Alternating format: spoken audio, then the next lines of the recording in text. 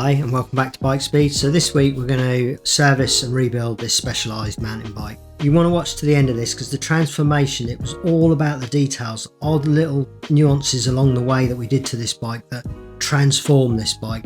Now this bike in itself had actually had very little wear.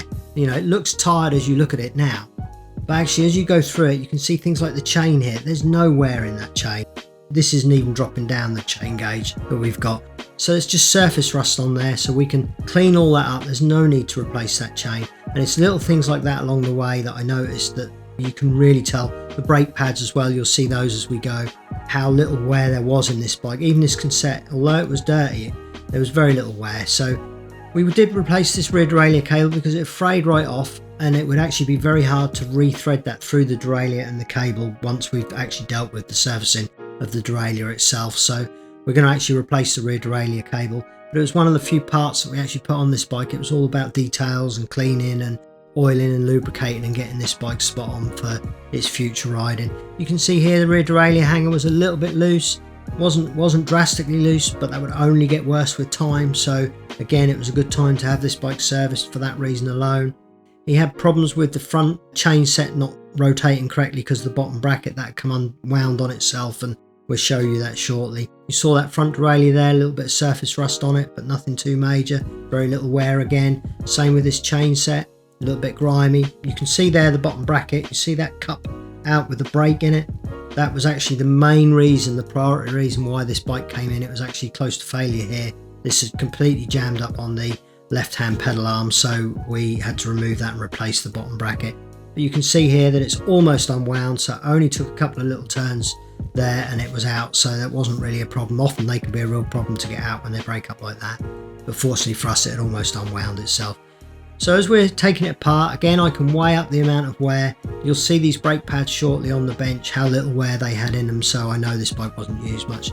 The bike, he did tell me it had a child seat on it, and that was what this piece of tape was on the frame for, just to protect the frame against the child seat that was on there. There was also a bracket on the bike which he requested us to take off, so we removed the bracket, removed that tape, cleaned up the frame, and again it's one of those little details that made a massive difference to this bike and the way it presented when it went out.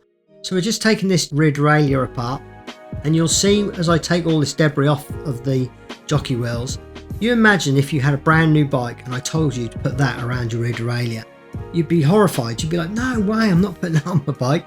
But that's what you've got there, you know, and as you're pedaling, you're having to rotate that all the time, and it just takes away from your pedal stroke, and it just makes the bike not perform as nicely, not shift as nicely, various little things like that, you know. So all that debris coming off makes a huge difference to the bike.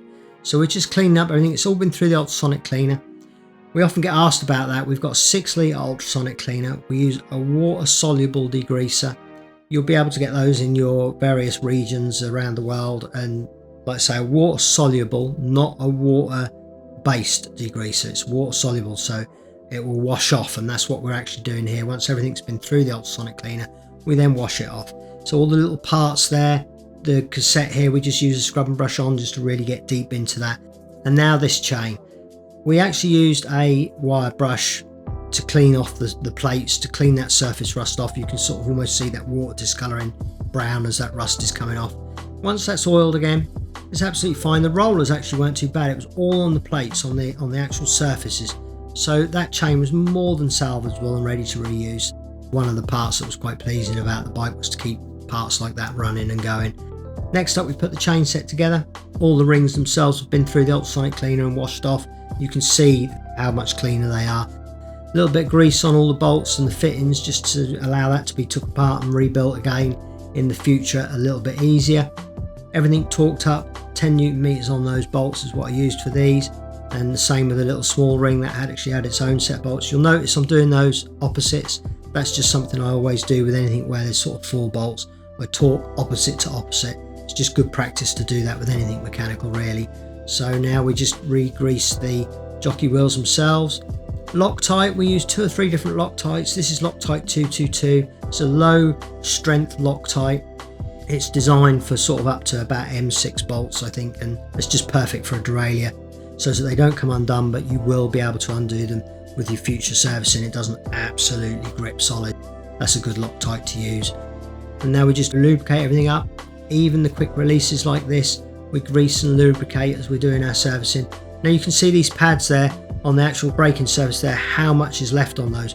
Those pads have barely been used on this bike, but still we take them through the servicing ritual of cleaning them up, skimming them, rubbing down the discs and so on, so that we know that when they go back on the bike, everything is spot on and perfect as it would have been from the factory, and that's what we're always trying to achieve. So we're cleaning up things like the bottom bracket threads here as we're washing down the bike, detailing brush on the areas that have got quite a bit of residue built up.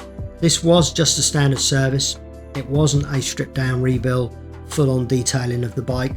Although I always get carried away with these things, especially when it's a YouTube video. And we actually polished this frame as well. Came up really, really nice. A little bit of wire wool on those stanchions there. They just had a little bit of surface rust on the front.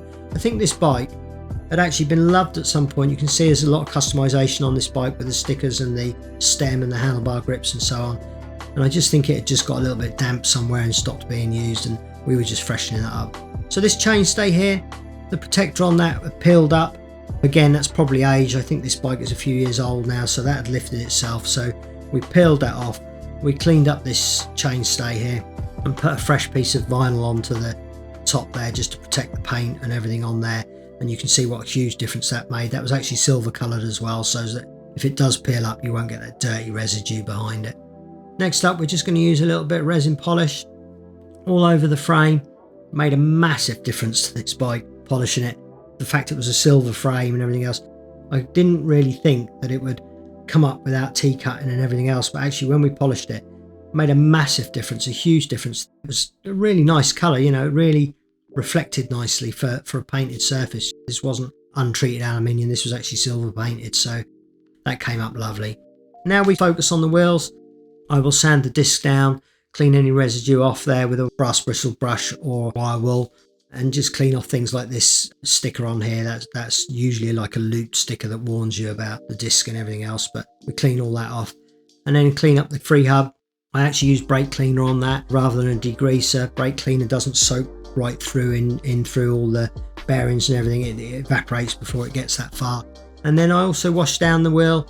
And at this stage, I'm noticing things like the logo on the tyre not lining up with the valve. I'm noticing the direction of the tyre to make sure it's most tyres are directional, and probably half of those that I see are fitted the wrong way around. So I'll notice whether the tyre is rotating in the correct direction. And now I just focus on the lining up of the logo on the tyre with the valve. It's good practice to do that. One, it looks nice, and two, it helps you identify where a puncture was with an inner tube. If you ever get a puncture, you can take the inner tube out, put it in water, see where the air's coming out, and you know that if you line it up with the valve and the logo on the tyre, you're going to be able to find the culprit of that puncture. Inflate the tyres up so they're all done nicely now, and the bike is really beginning to come along. So we've cleaned the frame, we've done all the components, lubricated everything. In goes this new bottom bracket. Again, we talk about up to 40 Newton meters. It's actually very hard to find a torque wrench that will do a left-handed thread, and a bottom bracket has both left and right-handed threads. When you're buying a torque wrench, find one that will do your left and right-handed threads, because there's a few left-handed threads on bikes, and it's really useful to have a left and right-handed torque wrench. A lot of torque wrenches will only torque one way. Now with that bottom bracket there alone, and with that chain set, we actually used 3 different torque wrenches on that. We have a snap-on torque wrench that does our left and right hand thread for the bottom bracket. We have our standard torque wrench that will do the pedal arms and pedals. And then we have our smaller 1/4 inch drive torque wrench that we use on the chain set itself. So we often get that question, what torque wrench are you using? Well, actually we've got 4 different torque wrenches. So I can't really often answer that question because I don't know what phase you were watching the video and everything else. So we're putting a new cable on this rear derailleur now. So we're going for the rebuild of the bike. I always put a little bit of grease on the back of the pads. That comes in for some criticism, but I've seen hundreds, if not thousands of those where they go rusty on the back of the pads, and it can affect the braking obviously as you get that corrosion. It can affect the way the pad itself actuates and the way it releases, and also your servicing in the future if you need to take them off can become tricky if everything gets rusty in there. So a little bit of grease on there doesn't do any harm at all. And now we're just getting the chain on, lubricating up. You can see that that's now pretty much rust free, certainly for a bike of this nature. That chain is more than capable of doing the riding that it needs to do. We just give a little bit of an adjustment on the gears. Wasn't a lot needed doing on this. The front derailleur was pretty much set up. A little bit of twisting on the thumb adjuster for the rear derailleur, and everything's working fine. Just check the brakes. They needed no adjustment either. They were all set up perfectly as the bike came in. And then we're just going to run through the bike with a torque wrench, as we're now doing here. We go through every nut and bolt that we can physically get a torque wrench onto. There's occasions when you can't, but the majority, 99% of the bolts, we torque up as we do a service. And then we had this saddle here that was loose. You can see it slid back in its railing where it's come loose. So we just tap that forward a little bit. We line it up, get it nice and square, and then torque that bolt up there, 22 Newton meters. Now we're just sort of talking about the details of the bike now, just the little things that make a difference. Things like this quick release on the saddle pointing the wrong way around. You're going to jam your leg in that if you fall off the saddle or if you're actually using this off-road. So we turn that round and then we continue our talking through the bike. And then there's just a couple of details that we spotted on this bike as we were doing this. These bolts were very, very loose. All the accessory bolts were loose. But we noticed there was a clip missing off of just here on the rear brake hose. It was actually tie wrapped and the tie wrap had snapped and the brake hose was floating around. I don't like using tie wraps on those if I can avoid it. I'll actually use a proper clip that's designed for the frame. Things like this one here wasn't in its holder, so we pushed that in. Things like the valve cap here missing. I use the proper clips on the frames because they are sacrificial. The idea is that if you catch that hose when you're riding, it will just pop off and you can just clip it back on without actually damaging any of the hosing. And little things like this, handlebar end missing and damaged, so I just put a new plug in there. And you can see from these before and afters what a huge difference we've made to this bike. It's gone from tired and rusty chain, bottom bracket hanging out, to a fully rideable, very nicely finished bike. And I'm sure he'll be thrilled with his riding on this in the future. So do subscribe, thanks for watching, and we'll see you again next week. Bye for now.